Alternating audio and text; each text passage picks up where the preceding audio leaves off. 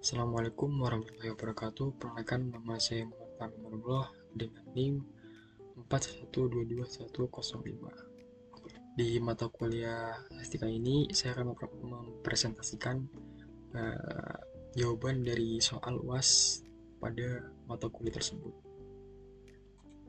Pada nomor 1, di sini kita membuat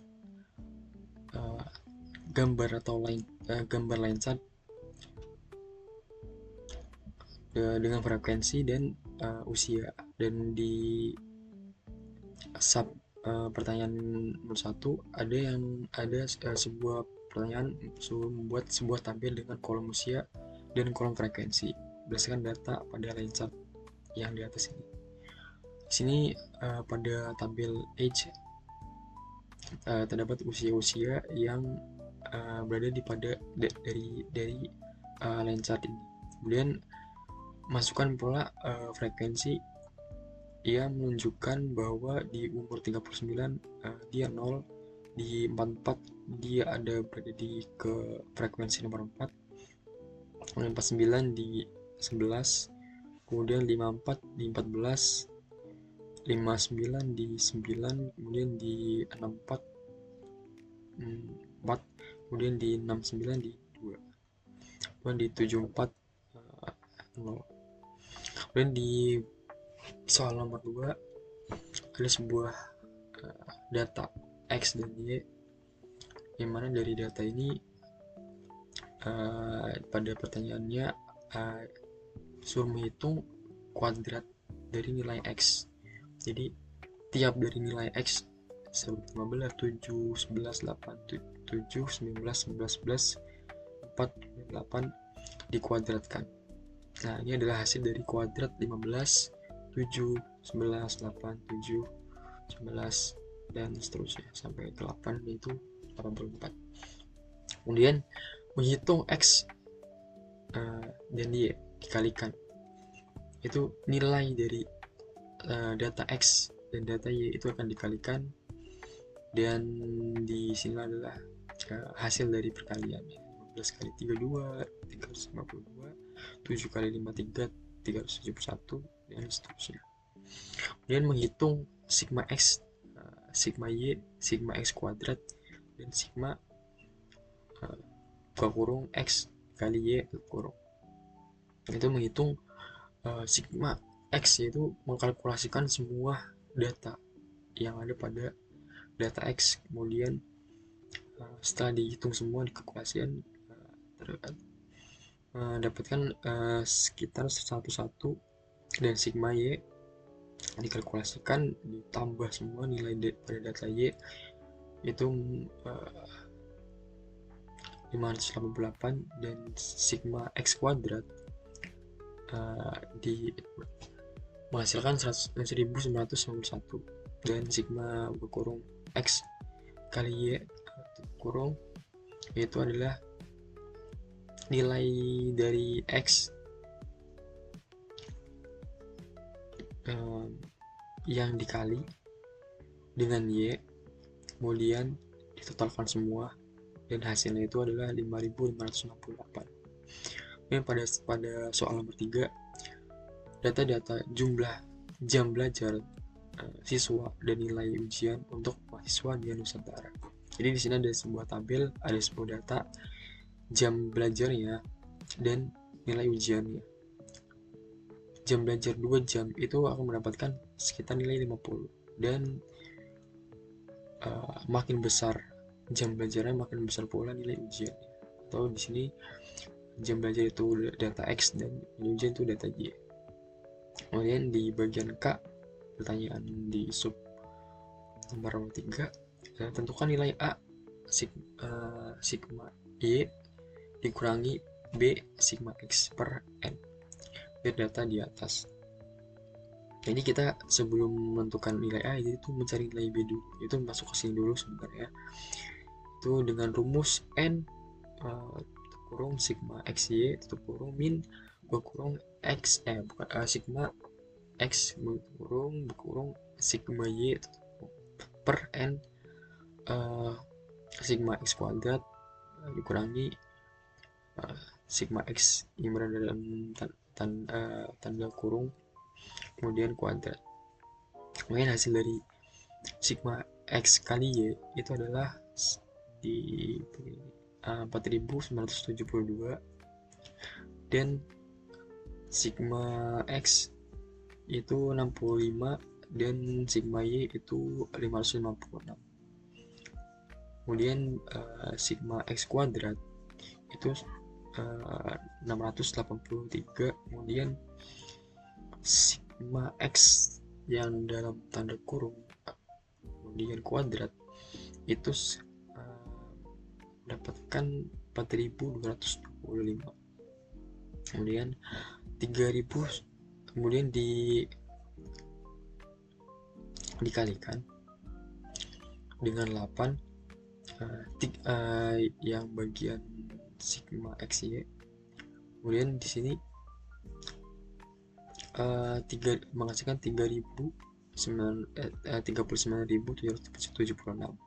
Kemudian di sini 65 dikali dengan 556 menghasilkan 36.140. Kemudian di bagian 8 dikali 683 menghasilkan 5.464. Dan di bagian sini tidak ada, jadi turunkan saja nilainya. Kemudian dibagi dikurangi 39.776 dikurangi 36.140 menghasilkan 3.636, dan 5.464 dikurangi 4.265 1.239.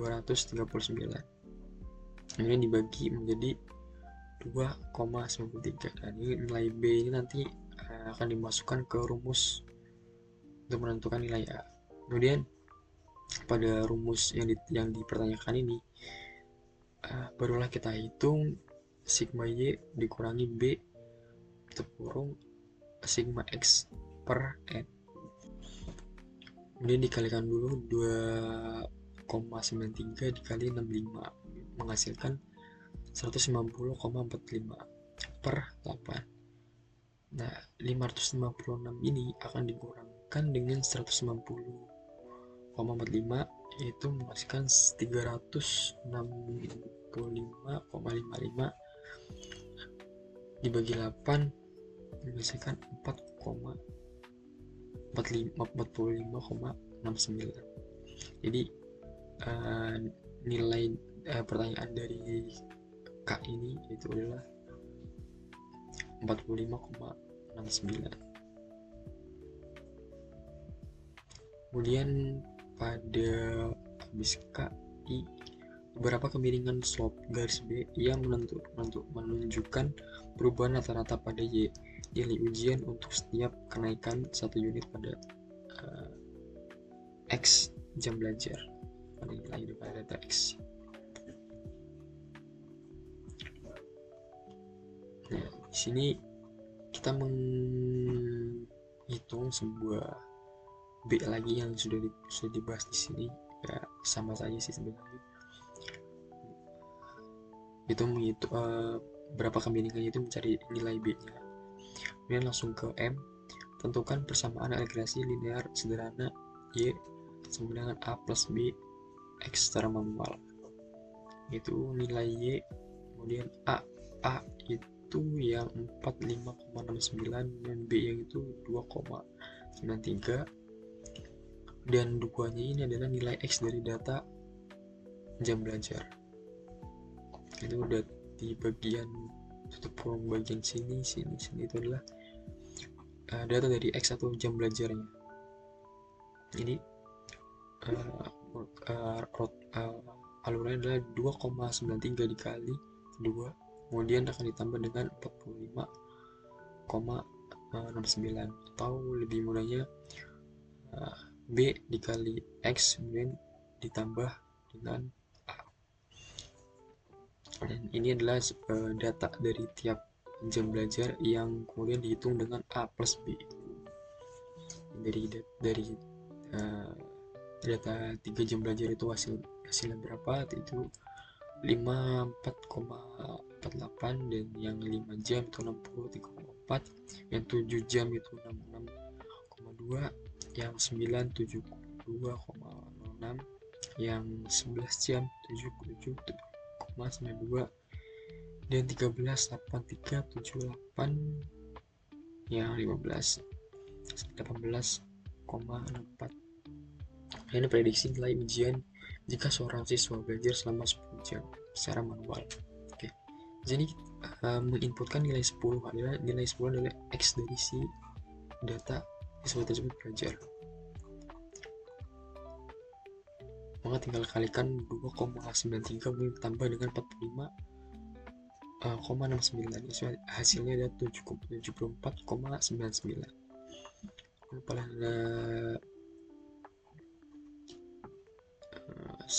soal O, gambarkan grafik regresi secara manual. Ini adalah gambaran regresi dari data X atau jam belajarnya seorang siswa, dan ini adalah data Y-nya atau data nilai dari ujian.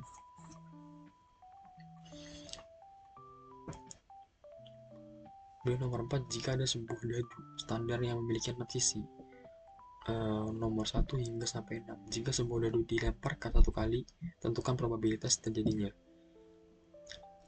Pada pertanyaan A, mendapatkan angka genap, itu rumusnya adalah probabilitas kejadian sama dengan kejadian manual, itu rumusnya P buka kurung E tutup kurung sama dengan M per N.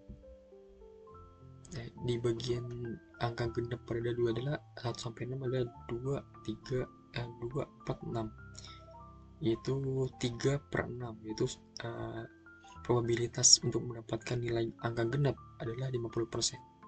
Kemudian pada pertanyaan B, mendapatkan angka lebih besar dari 4, yaitu angka dari 4 adalah 5 dan 6. Di sini angka yang lebih besar dari 4 itu ada 2, 5, dan 6. Jadi di sini tulis 2 per 6 dari sisi dadu tersebut. Jadi yang dihasilkan adalah 1/3, atau probabilitas mendapatkan angka lebih besar dari 4 adalah 33,33%. Ini mendapatkan angka yang merupakan kelipatan dari 3, yaitu angka kelipatan dari 3 adalah 3 dan 6. 2 angka yang ini kemudian dibagi dengan 6, itu adalah